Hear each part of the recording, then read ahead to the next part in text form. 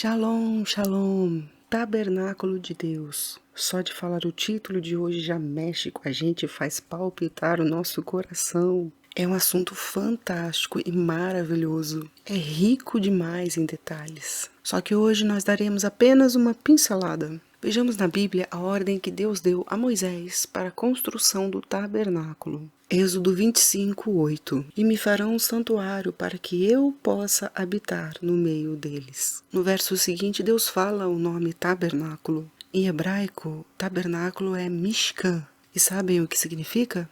Se você pensou, entenda, Não, você não acertou. Mishkan significa lugar de habitação, moradia. Então vejam bem, o tabernáculo de Deus significa a moradia, o lugar de habitação de Deus. Que coisa maravilhosa, não é? Estão percebendo a grande importância dessa construção, não só para os judeus, mas para toda a humanidade? Se olharmos lá em Gênesis, Deus passeava no meio do jardim do Éden. Após a queda do homem, esse livre acesso de Deus junto ao homem cessou. E a maior vontade de Deus é retornar, é ter novamente esse contato com o homem, esse acesso pessoal. O plano de redenção é sobre isso, voltar a ter a presença de Deus junto a nós. Mas quando estudamos sobre o tabernáculo de Deus, nós vemos que é muito mais do que apenas restaurar a presença dele. É, na verdade, sobre Deus habitar no nosso meio. Não é isso que Mishkan, tabernáculo, significa? Lugar de habitação, moradia? Então, o maior propósito do plano de redenção através da obra do Senhor Jesus, o nosso Salvador, é que Ele próprio, o Deus, nosso Deus, venha habitar no homem. Se alguém me perguntar qual é o meu versículo preferido de toda a Bíblia, eu falo sem titubear e com toda certeza que é a primeira carta aos Coríntios, capítulo 15, verso 28. Ali, Paulo fala da consumação de todo o plano de redenção da humanidade. Já será depois do 7º milênio, o milênio de Cristo, o milênio do reino de Jesus aqui na Terra. Será como o 8º milênio, a eternidade, como costumamos falar. Porque justamente será assim por toda a eternidade. Vamos ler o texto? 1 Coríntios 15, 28. Quando, porém, todas as coisas lhe estiverem sujeitas, então o próprio Filho também se sujeitará àquele que todas as coisas lhe sujeitou, para que Deus seja tudo em todos. Que Deus seja tudo em todos. É isso. Gente, que coisa mais linda, não é? Deus será tudo em todos nós.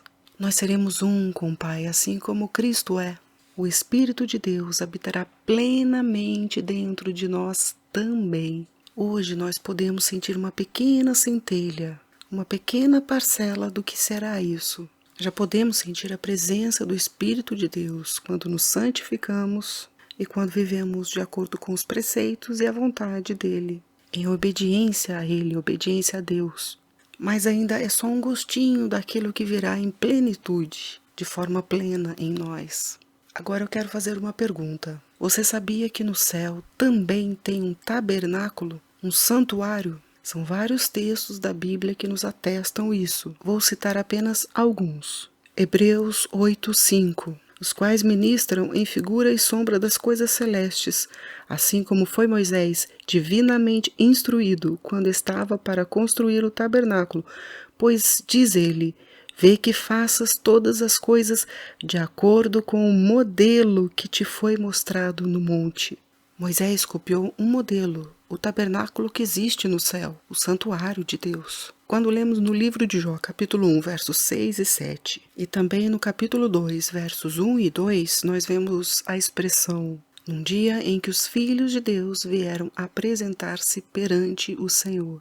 Toda vez que a Bíblia faz referência a filhos de Deus, são os seres celestes, os anjos, e isso também inclui os anjos caídos. Isso é um princípio eterno, de tempos em tempos ter que se apresentar perante o Senhor, perante o Criador. Vemos também esse princípio no início da criação. Deus abençoou e santificou um determinado dia da semana. Está em Gênesis 2, verso 3. No capítulo 4, nós já vemos Caim e Abel indo se apresentar diante do Senhor com uma oferta no final de uns tempos. Vejam bem, interessante isso. Então nós entendemos aqui que esse princípio que acontece lá no céu também foi colocado, foi estabelecido aqui na terra. Vamos ver agora 1 Pedro 1, 19 e 20. Mas pelo precioso sangue, como de cordeiro sem defeito e sem mácula, o sangue de Cristo, conhecido com efeito antes da fundação do mundo, porém manifestado no fim dos tempos por amor de vós. O efeito do sangue de Jesus foi conhecido antes da fundação do mundo. Como pode isso? Vejamos a resposta em Apocalipse 13, verso 8. E adorá-lo-ão todos os que habitam sobre a terra, aqueles cujos nomes não foram escritos no livro da vida do Cordeiro, que foi morto desde a fundação do mundo. O Cordeiro foi morto antes da criação do mundo. É isso que o texto está falando. O efeito do sangue a que Pedro se referiu foi porque lá no céu Jesus já derramou o seu sangue e se apresentou no santuário celeste, antes da fundação do mundo. Leiam os capítulos 8 e 9 da carta aos Hebreus. É lindo demais. Primeiro, ele morreu como Cordeiro eterno, lá. Derramou seu sangue e o apresentou diante de Deus, no santuário celeste. E somente milênios após a criação que foi, de fato, acontecer aqui na terra. Esse era o mistério que tanto os profetas do Velho Testamento quanto os próprios anjos anelavam perscrutar. Esse era um mistério tanto para os profetas do Velho Testamento quanto para os anjos, de como se materializaria esse plano de redenção de Jesus, essa morte do Cordeiro. Eles tinham ansiosa curiosidade em saber como se daria de fato isso aqui na terra. Vamos para Apocalipse 11, 18 e 19, que fala da sétima trombeta. Na verdade, as nações se enfureceram, chegou, porém, a tua ira e o tempo determinado para serem julgados os mortos, para se dar o galardão aos teus servos, os profetas, aos santos e aos que temem o teu nome, tanto os pequenos como os grandes. Abriu-se então o santuário de Deus que se acha no céu, e foi vista a arca da aliança no seu santuário, e sobrevieram relâmpagos, vozes, trovões, terremoto e grande saraivada. Aqui será o tempo da ira de Deus. Somente aqui a Bíblia nos atesta isso. Aqui será o tempo da ira de Deus. Na sétima trombeta, o santuário do céu se abrirá e a arca da aliança será vista. A mesma coisa já aconteceu aqui na terra. No santuário de Deus, aqui na terra, lá em Jerusalém, quando Jesus morreu. Nós vemos isso em Mateus 27, de 51 a 53. O véu se rasgou de alto a baixo e a terra tremeu. Tremor de terra, terremoto. Também muitos dos santos ressuscitaram e apareceram na cidade depois que Jesus ressuscitou. Vejam bem, na primeira vinda de Jesus, em sua morte e ressurreição, houve abertura no santuário terrestre. O véu se rasgou de alto a baixo, houve tremor de terra e houve ressurreição de santos. Na segunda vinda, também será aberto o santuário, agora no céu. Também haverá ressurreição dos santos, a ressurreição dos justos. E vemos no texto que também haverá terremotos, além de outras coisas terríveis. Afinal, será o tempo da ira de Deus. No mesmo momento em que nós somos arrebatados, a ressurreição dos mortos, a distribuição do galardão, haverá também juízo para aqueles que ficarem. E aí sim será a ira de Deus. O que aconteceu na primeira vinda de Jesus foi apenas uma sombra do que realmente vai acontecer na sua segunda vinda, de forma bem mais intensa. Vejamos Apocalipse 7, versos 14 e 15. Respondi-lhe, meu senhor, tu o sabes. Ele então me disse, são estes os que vêm da grande tribulação, lavaram suas vestiduras e as alvejaram no sangue do Cordeiro, razão porque se acham diante do trono, e o servem de dia e de noite no seu santuário, o santuário do céu. E aquele que se assenta no trono estenderá sobre eles o seu tabernáculo. Estenderá sobre eles o seu tabernáculo. A partir daqui haverá ressurreição dos justos e os vivos serão transformados. Todos os santos e justos terão corpos glorificados, ou seja, cheios da glória de Deus, que é a plenitude do Espírito de Deus habitando em nós. Por isso essa expressão, estenderá sobre eles o seu tabernáculo. O tabernáculo de Deus, a habitação de Deus, passará a ser o nosso coração, em plenitude. É maravilhoso demais. Bom, mas aí virá o período do milênio, o reinado de Jesus aqui na terra. Depois desses 1000 anos virá o juízo final, o grande trono branco. E em Apocalipse 21:1, João nos escreve que terá novo céu e nova terra.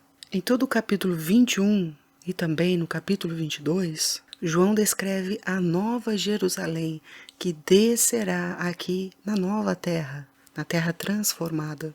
No capítulo 21, no verso 3, ele escreveu: Eis o tabernáculo de Deus com os homens. É a nova Jerusalém. É a nova Jerusalém, a casa de Deus. A morada de Deus será na nova Jerusalém. Diz o verso 3 do capítulo 22 que o trono de Deus estará no meio da cidade.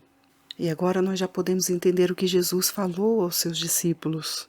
Na casa de meu pai há muitas moradas. E depois ele diz, vou preparar-vos lugar.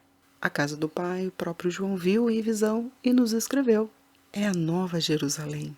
A Jerusalém eterna que descerá em novo céu e nova terra. Tudo transformado. Tudo se fará novo.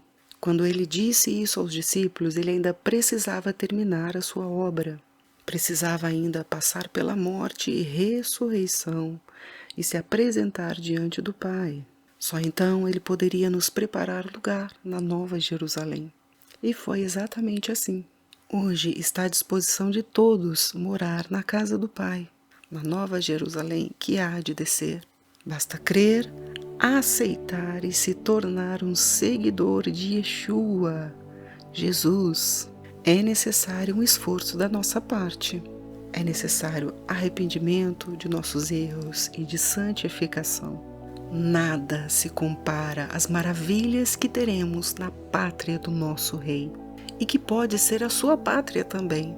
Seja hoje já contado como um cidadão da Jerusalém celestial. Só há um caminho, Yeshua HaMashiach, Jesus, o Cristo, o Messias. Te espero ver comigo lá na Nova Jerusalém. E eu desejo que Deus abençoe a todos vocês.